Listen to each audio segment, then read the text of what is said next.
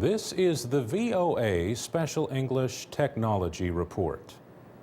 Privacy activists are concerned about Google's new privacy policy as of March 1st. The company says one main policy is replacing more than 60 separate policies for different products. Activists say the changes will make it easier to track the activities of users across Google's many products, from Gmail to YouTube. Mark Rotenberg heads the Electronic Privacy Information Center in Washington. He says Google's aim is to create a single unified profile of its users.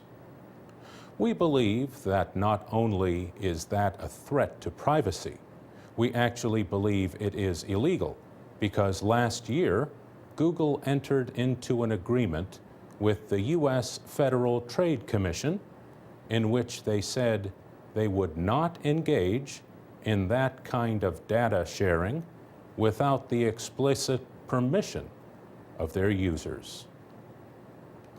Google says its new policy will make it simpler for users to share information across services like Google Search, Gmail, and Google Calendar. And it says the new policy will help personalize each user's experience. Over time, it says users can expect to see better search results, fewer unwanted advertisements, and more content targeted to their interests.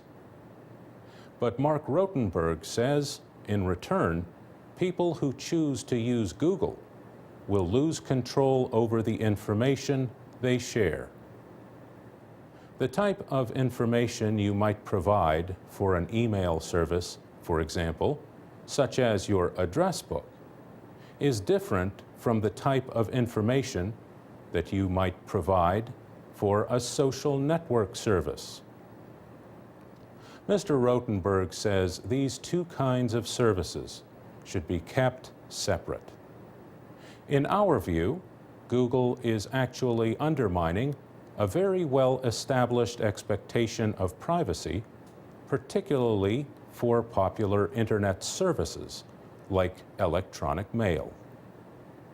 Critics also see a bigger problem with Google's new policy. The plan would not give users a choice to opt out of the data sharing.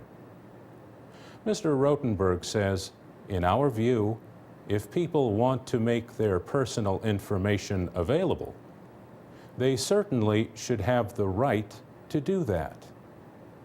What we're objecting to is the effort by the company to take away from the users that choice that they should have.